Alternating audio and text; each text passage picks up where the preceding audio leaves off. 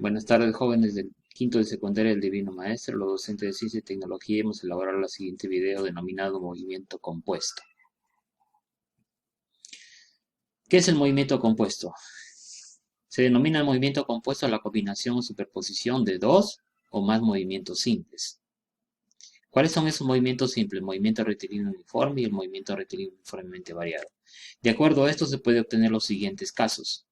Dos movimientos rectilíneos uniformes pueden formar una trayectoria en movimiento compuesto que es una línea recta. Por ejemplo, si tenemos acá la velocidad de un río y una persona quiere pasarlo nadando de manera perpendicular, ¿no? La velocidad del río es movimiento rectilíneo uniforme, igual no es cierto que la velocidad del nadador. Entre los dos se forma una velocidad resultante, que sería una línea recta. El siguiente caso sería el movimiento rectilíneo uniforme más un movimiento rectilíneo uniformemente variado, cuya trayectoria es una parábola. Por ejemplo, acá tenemos un avión que deja caer un objeto y este objeto forma una trayectoria, una parábola. ¿Debido a qué? A que el avión, al igual que la pelota en el eje de las X, van a tener un movimiento rectilíneo uniforme. Y la pelota que cae en caída libre va a tener un movimiento rectilíneo uniformemente variado. Lo mismo sucedería cuando una pelota es sacada en un saque de meta, ¿no? Para que llegue al otro extremo de la cancha, hace una parábola, donde en el eje horizontal la pelota va a tener una velocidad constante. Y en el eje de las Y, la pelota va a tener que subir en contra de la gravedad y va a tener que bajar en contra de la gravedad. En ese caso va a ser un movimiento rectilíneo uniformemente variado. Otros casos de movimiento compuesto serían cuando hay dos movimientos uniformemente variados. Ahí la trayectoria es una parábola. Principio de independencia de los movimientos. Galileo Galilei nos dice lo siguiente: si un cuerpo tiene un movimiento compuesto, cada uno de los movimientos componentes se cumple como si los demás no existiesen. En otras palabras, si yo, por ejemplo, estoy viendo un movimiento compuesto que está formado por dos movimientos, cada uno se puede estudiar como si fueran independientes. Considera el movimiento de un bote cuya velocidad respecto al agua, proporcionada justamente por el motor del bote, su velocidad es v sub v. El bote se desplaza en un río cuya corriente tiene una velocidad v sub c. Observa los siguientes casos. Veamos el primer caso. Cuando el bote se desplaza arriba o abajo, ¿qué significa? Que el bote va a tener la misma dirección y sentido que la velocidad de la corriente. En estos dos casos, la velocidad resultante es la suma de las dos velocidades, la del bote más de la velocidad de la corriente. Veamos el segundo caso, cuando el bote se desplaza arriba, en contra de la corriente. La corriente, ¿no es cierto?, va en un sentido contrario a la velocidad del bote. ¿Cómo calculo la velocidad resultante? Simplemente hago una resta de la velocidad del bote menos la velocidad de la corriente. Tercer caso, cuando el bote se orienta perpendicularmente en relación con los márgenes del río, ¿no? Veo que la corriente está yendo de izquierda a derecha y el bote quiere cruzar el río de un extremo al otro extremo, perpendicularmente a la velocidad de la corriente. Entonces, entre las dos, la velocidad resultante se puede obtener con el teorema de Pitágoras. Y la velocidad resultante sería la raíz cuadrada de la velocidad del bote elevado al cuadrado más la velocidad de la corriente elevado al cuadrado. Cuarto caso, cuando el bote se orienta en una determinada dirección en relación con las márgenes del río, ¿no? Por ejemplo, acá tengo la velocidad de la corriente va hacia la izquierda y el bote puede ir en otra dirección, ¿no? Como estamos viendo acá, que no sea perpendicular a la velocidad de la corriente. Entonces, entre las dos podemos formar un paralelogramo entre los dos vectores y la diagonal que se forma sería el vector resultante. O podemos calcularlo con la siguiente fórmula. La velocidad resultante es igual a la raíz cuadrada de la velocidad del bote elevada al cuadrado más la velocidad de la corriente elevada al cuadrado más 2 veces la velocidad del bote por la velocidad de la corriente por el coseno de alfa. El coseno de alfa o este ángulo es el ángulo que se forma entre esos dos vectores, el de la corriente y del bote. Un ejemplo. Un bote alcanza su velocidad crucero de 60 km por hora en aguas calmadas.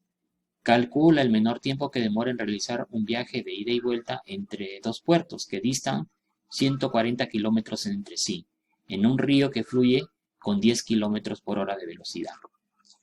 Entonces, el bote emplea menos tiempo cuando usa la velocidad de crucero, ¿no? O sea, más rápido avanzando. Supongamos que en su viaje de ida el bote viaja a favor de la corriente y en su viaje de vuelta lo hace en contra de la corriente. Entonces analizamos. Calculamos la rapidez resultante para el viaje de ida, que es a favor de la corriente, y el tiempo de viaje sería el siguiente. Sumamos como el bote y la corriente están en la misma dirección, la velocidad resultante es la suma de las dos velocidades, de 60 más 100 km por hora y me da 70 km por hora, acá falta hora. El tiempo sería la distancia entre la velocidad resultante. Entonces dividimos la distancia, 140 kilómetros, entre la velocidad resultante, que son 70 kilómetros por hora, y me sale un tiempo de 2 horas, ¿no? Entonces, para ir el bote a ese lugar, demora 2 horas cuando está a favor de la corriente. Veamos el otro caso, cuando vamos a calcular la rapidez resultante para el viaje de regreso, que está en contra de la corriente. Entonces, el tiempo de viaje sería la resta de la velocidad de crucero del bote menos la velocidad de la corriente, que sería 50 kilómetros por hora falta acá. El tiempo que ha tomado sería la distancia entre la velocidad resultante, sería 140 entre 50, me sale 2,8 horas. Toma más tiempo porque está en contra de la corriente.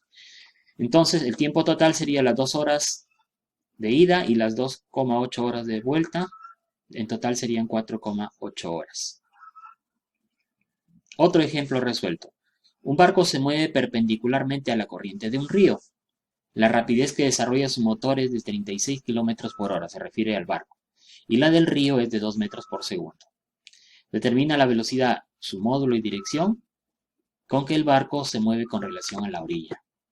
Entonces, expresamos la rapidez del barco, que está en kilómetros por hora a metros por segundo, para después poder hacer los cálculos con la velocidad del río. Y me sale que 36 kilómetros por hora es igual a 10 metros por segundo. El barco intenta cruzar el río en sentido perpendicular, como se ve en el dibujo.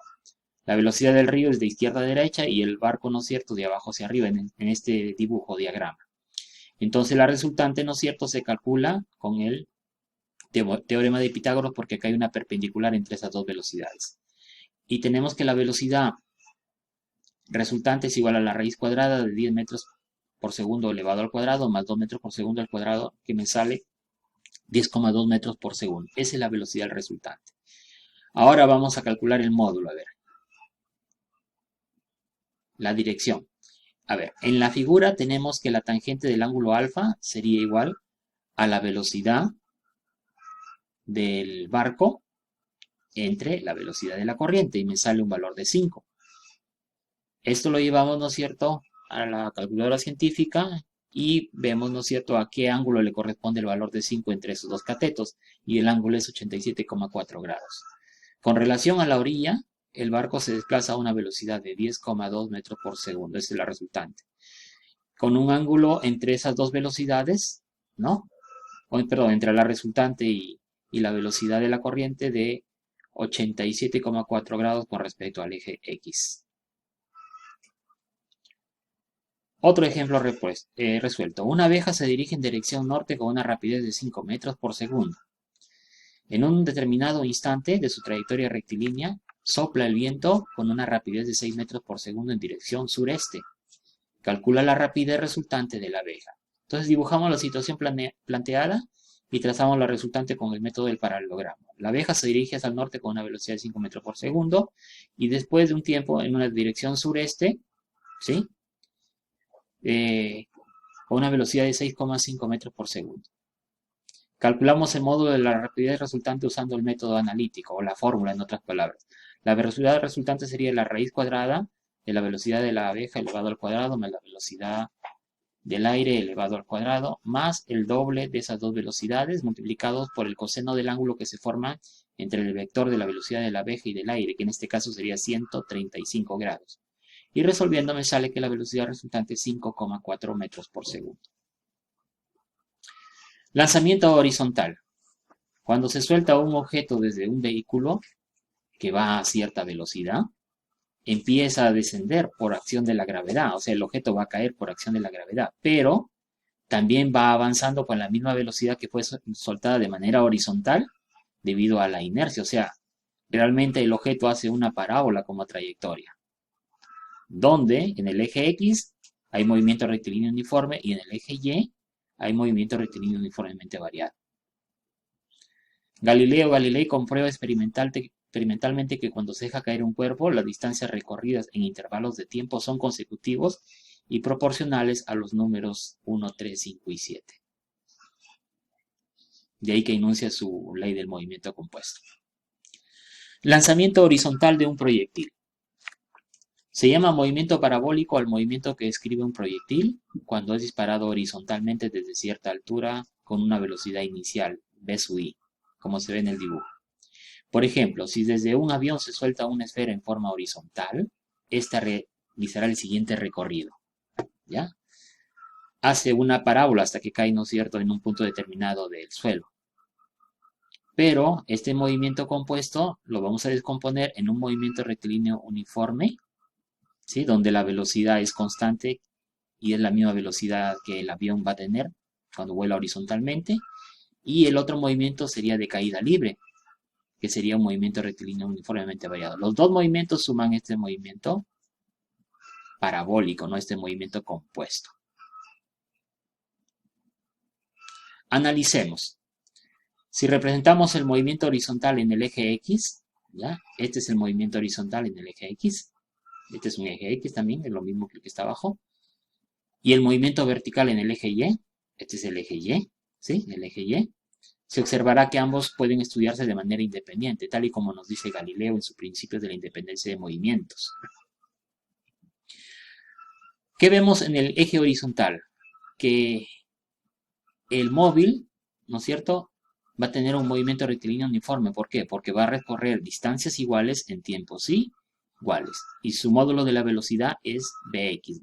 ¿No ven? En el dibujo Bx, Bx, Bx. Tienen los mismos valores. Movimiento rectilíneo uniforme. Y si observamos, por ejemplo, el trayecto del móvil en el eje de las Y, si quiere lo podemos comparar con otra esfera que cae en caída libre, vamos a ver que va aumentando su velocidad conforme va aumentando el tiempo. La velocidad ya no es la misma. ¿Por qué? Porque está influenciada por la gravedad, ¿no? Acá lo podemos ver claramente. Entonces, la velocidad, ¿no es cierto?, en el eje Y inicial es diferente que una velocidad Y sub 2, Y sub 3, va aumentando por efecto de la gravedad, ¿no? Muy parecido como si fuera una caída libre. ¿Sí? Y si yo quiero, por ejemplo, calcular el módulo de la velocidad en determinado punto, entonces simplemente tendría que aplicar el teorema de Pitágoras para la velocidad en el eje X con el eje Y y me da la resultante, ¿no es cierto?, de la velocidad en ese momento, en el movimiento parabólico. Si queremos determinar la rapidez de un proyectil, ¿sí?, vale decir esta resultante en un tiempo determinado, en un punto, en una posición determinada, mejor dicho, de la trayectoria, lo podemos hacer empleando lo siguiente, ¿no? La velocidad del proyectil en una posición determinada está influenciada por la velocidad en el eje de las X de ese proyectil y su velocidad en el eje de las Y. Aplicando el teorema de Pitágoras podemos calcular justamente esa velocidad del proyectil en un punto cualquiera, ¿no?, que sería igual a la raíz cuadrada de la velocidad del proyectil en el eje X elevado al cuadrado más la velocidad del proyectil en el eje Y elevado al cuadrado. Ecuaciones para el lanzamiento horizontal. Recordemos que el sistema de referencia es el eje de coordenadas cartesianas X y Y que su punto de origen son las coordenadas 0, 0, en el cual se sitúa el punto de disparo, ¿no?, como decir el inicio, el sistema de referencia. Si vemos el movimiento horizontal, entonces vamos a ver dos tipos de movimiento que suceden, ¿no es cierto?, en esa trayectoria que es una parábola. Un movimiento rectilíneo uniforme que se da en el eje de las X y un movimiento rectilíneo uniformemente variado que es la caída libre en el eje de las Y. Y vamos a utilizar estas fórmulas que tienen que ver con la caída libre en el caso del componente X, ¿ya? En el componente que tiene que ver con la caída libre en el caso del componente Y, perdón. En el componente X la aceleración es igual a 0. En el componente Y la aceleración es el negativo de la gravedad, según las fórmulas que están acá. La velocidad en el componente X, ¿sí?, va a ser igual a su velocidad inicial, ¿no?, porque la velocidad se mantiene, es constante. Y en el caso del componente Y, ya puede variar su velocidad, ¿no es cierto?, en este componente y, su velocidad, dependiendo del punto, va a ser igual a su velocidad inicial menos la gravedad por el tiempo. Pero nosotros sabemos que esa velocidad inicial, en ese eje de las y, es igual a cero, ¿no? Porque parte del reposo. Por lo tanto, vamos a tener que la velocidad en determinado punto del eje de las y simplemente depende de la gravedad y del tiempo. En términos de posición, en el componente X, o sea, el movimiento rectilíneo uniforme, su posición, o la distancia si quieren, es igual a la velocidad por el tiempo. Y en el componente Y, que tiene que ver con la caída libre, su posición tiene que ver, ¿no es cierto?, con la velocidad inicial que va a tener en ese punto por el tiempo, menos un medio de la gravedad por el tiempo al cuadrado. Pero recordemos que esa velocidad inicial parte del reposo, es cero, por lo tanto va a ser igual a menos un medio de la gravedad por el tiempo al cuadrado. ¿Ya? Estas fórmulas se derivan de estas fórmulas que hemos estado utilizando acá en caída libre. ¿Ya? Entonces, por lo tanto, estas fórmulas, si yo los hago con los métodos tradicionales que hemos visto en clases anteriores, puede variar los signos nada más. Ejemplo resuelto. Desde lo alto de un acantilado de 80 metros sobre el nivel del mar se dispara horizontalmente un proyectil con valor de velocidad inicial de 50 metros por segundo. Acá está el acantilado. La velocidad inicial es 50 metros por segundo. Determina la velocidad y la posición del proyectil a incidir en el agua cuando choca con el agua. Veamos. Al incidir en el agua, el proyectil ha empleado un tiempo equivalente al de descenso en caída libre, desde una altura de 80 metros. ¿Sí? Entonces podemos decir que en el eje de las y, o sea, de la caída vertical, va a ser igual a un medio de la gravedad por el tiempo al cuadrado. Recuerden que la posición en este caso, como está de caída en relación al estudio del movimiento, va a ser menos 80 metros. Esto es igual a un medio, el valor de la gravedad menos 9,8 metros por segundo. ¿Sí? Y me sale un tiempo igual a 4 segundos. La velocidad en el eje X en todos los puntos va a ser constante, ¿no? Porque es movimiento rectilíneo uniforme, o sea, de 50 metros por segundo. Y la velocidad en el eje Y está dada por su velocidad dependiendo del punto donde lo vamos a ver o estudiar, que está dado por la gravedad por el tiempo. Por lo tanto, en el instante de tiempo 4, que es 4 segundos, su velocidad en ese punto del eje Y va a ser igual a menos 9,8 metros por segundo al cuadrado, multiplicado por el tiempo que son los 4 segundos, y me sale una velocidad de menos 39,2 metros por segundo. En este caso me sale negativo, recuerden, porque está, ¿no es cierto?, en contra de la gravedad. El vector de la velocidad al llegar al agua va a ser el siguiente, ¿no? En el eje de las X, su velocidad que era constante, 50 metros por segundo, y en el eje de las Y, que va a ser menos 39,2 metros por segundo. Aplicamos el teorema de Pitágoras para estas dos velocidades y obtener la velocidad resultante, ¿no? Raíz cuadrada de 50 al cuadrado más 39,2 al cuadrado me sale 63 metros por segundo. La posición A al caer al agua sería la siguiente. En el eje de las X, posición está dada por la velocidad por el tiempo. Va a decir 50 por 4. Su posición sería 200 metros donde fue lanzado en el eje de las X. Y en el eje de las Y nos dice que es menos 80 metros cuando choca con el agua. Es decir, el impacto en el agua ocurre en el punto de coordenadas 200 metros menos 80 metros. Movimiento parabólico. En una partida de golf, el jugador debe de imprimir a la pelota una velocidad, ¿no?, y el ángulo adecuado para que pase todos los obstáculos y llegue a su destino, como se ve en la figura. Un poderoso aliado justamente para este tipo de deporte de la gravedad, que hace que la trayectoria se curve, tomando la forma de una parábola, como vemos acá en este jugador de golf, golfista. Lanzamiento oblicuo de un proyectil. Cuando lanzamos un cuerpo con una velocidad inicial y con un ángulo determinado, con la horizontal, dicho cuerpo describe una trayectoria parabólica, como se ve acá en esta figura. Como en el caso anterior, separamos este movimiento en dos. Uno horizontal, que es uniforme en el eje de las X, y otro uniformemente variado, que va a ser en el eje de las Y, una subida y una bajada, como caída vertical, ¿no? En términos de subida y bajada. Como se observa en la figura, la velocidad inicial y el ángulo alfa respecto a la horizontal, la velocidad inicial podrá ser descompuesta en sus componentes rectangulares, ¿no? En el caso, por ejemplo, de un punto determinado, la velocidad en el punto y en el punto X, ¿no es cierto? Cualquiera que sea, recuerden que es una velocidad constante, va a ser igual a su velocidad inicial por el coseno del ángulo que va formando, ¿no es cierto?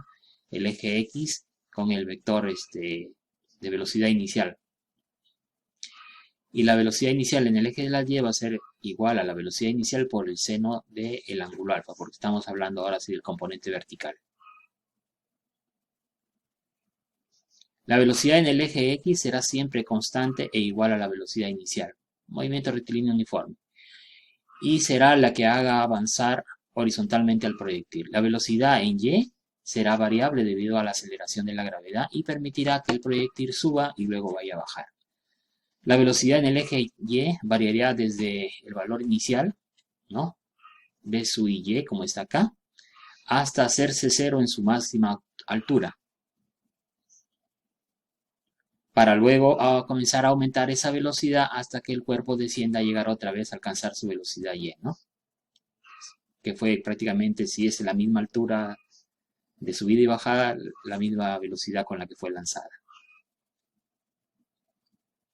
Veamos esta gráfica. Para un mismo ángulo, como se ve acá, el ángulo puede ser 45, 30, pero el mismo ángulo en los tres casos, ¿ya? Cuanto mayor sea la velocidad de lanzamiento, mayor será el alcance del proyectil. ¿Sí? Acá depende prácticamente del módulo de la velocidad más que del ángulo, porque el ángulo es el mismo en los tres casos de velocidad. En la figura se observa el alcance horizontal de varios lanzamientos, todos efectuados con el mismo ángulo θ, pero con velocidades crecientes, ¿no? La velocidad 3 justamente se llega a mayor alcance porque tiene más valor o módulo que las dos velocidades anteriores.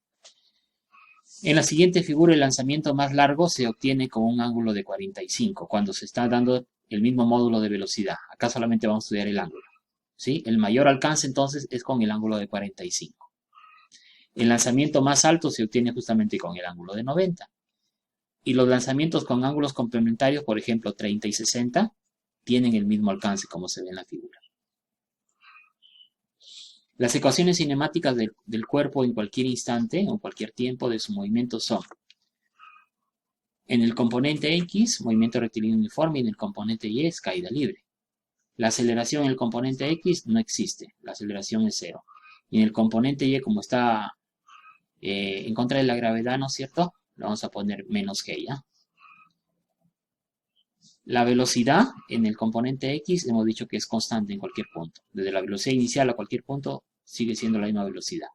En el otro caso, en el componente Y, responde a las fórmulas de caída libre que hemos estado viendo ya, ¿no? La velocidad, por ejemplo, en un punto Y es igual a su velocidad inicial de la caída libre menos la gravedad por el tiempo. Ya recuerden que este objeto ha sido lanzado, por ejemplo, una pelota, ¿no? De una patada y por lo tanto su velocidad ya no es cero como en el caso anterior. Posición. La posición es igual, o la distancia si quieren, a la velocidad inicial por el tiempo. En el componente Y, la posición es igual a su velocidad inicial por el tiempo menos su medio de la gravedad por el tiempo al cuadrado. Ejemplo.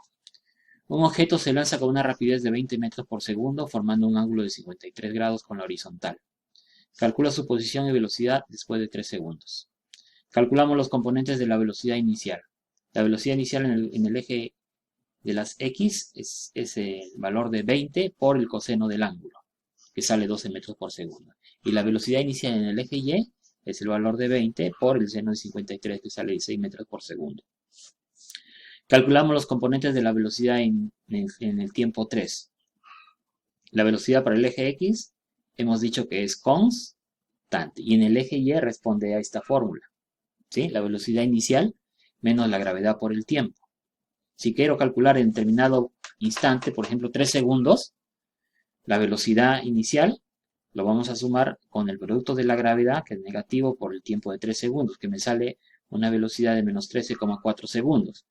Calculamos la posición del objeto ahora sí en el tiempo 3. Ya que hemos calculado velocidad, ahora vamos a la posición.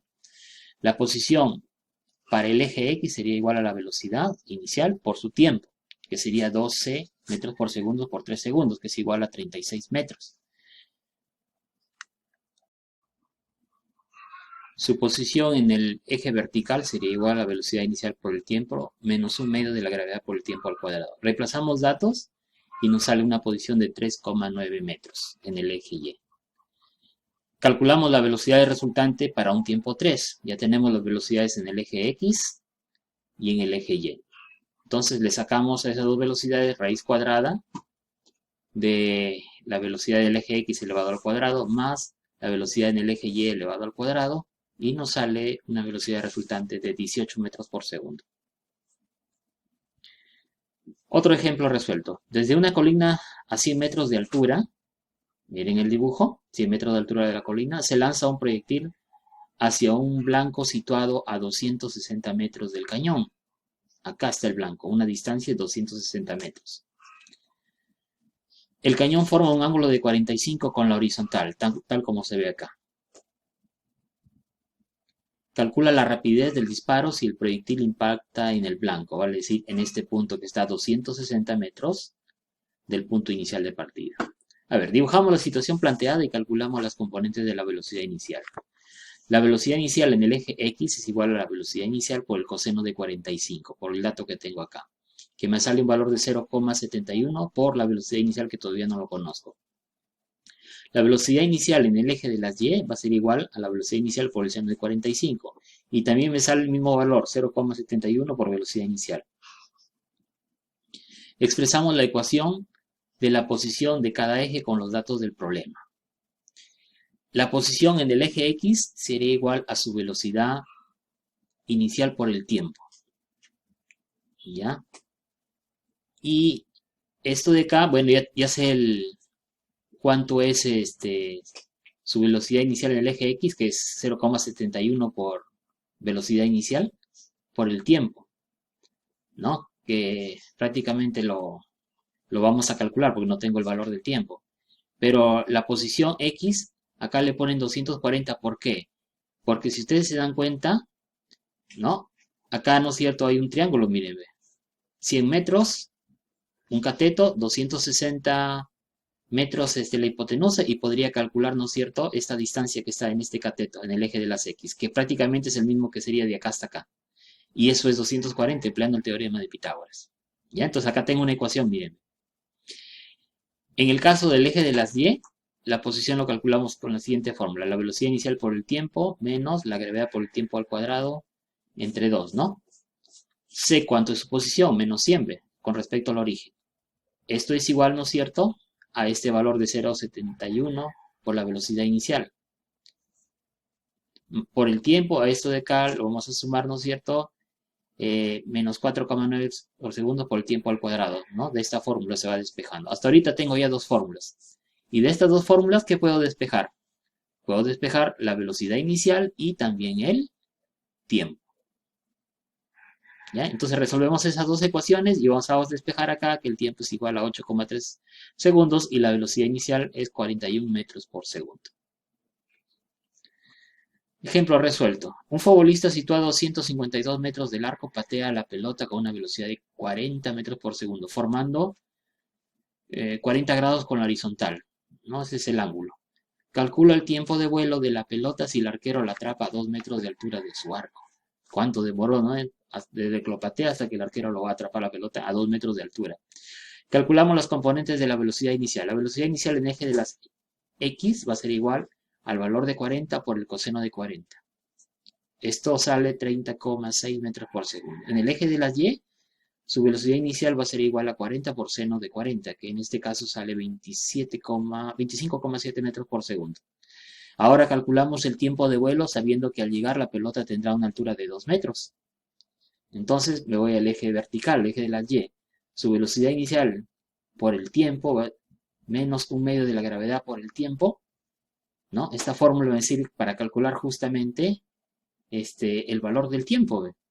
Y me sale que el tiempo va a ser 5,2 segundos. ¿Qué significa? En 5,2 segundos el arquero lo va a agarrar la pelota a la altura de 2 metros. Actividad a realizar. Actividad 1. Movimiento compuesto. Carlos y Mario viven uno frente a otro a orillas del río Tumbes, el cual tiene 200 metros de ancho. Si Carlos quiere visitar a Mario, debe subir a un lote y cruzar a la otra orilla del río. Para ello, tiene que remar perpendicularmente al río con una velocidad constante de 4 metros por segundo. Imagina esta situación en dos casos. El primer caso, cuando las aguas del río están calmadas. El segundo caso, cuando las aguas del río bajan con una velocidad de 3 metros por segundo. Después de leer el texto anterior, realiza las actividades y responde las preguntas. Dibuja sobre los ejes de coordenadas los vectores de velocidad del enunciado y del vector total del bote. Utiliza la regla del paralelogramo cuando sea necesario. Dibuja la trayectoria del bote en cada caso. Escribe las ecuaciones del movimiento en cada eje. ¿En cuál de los dos casos el bote llegará antes a la orilla? ¿A qué conclusión llegan?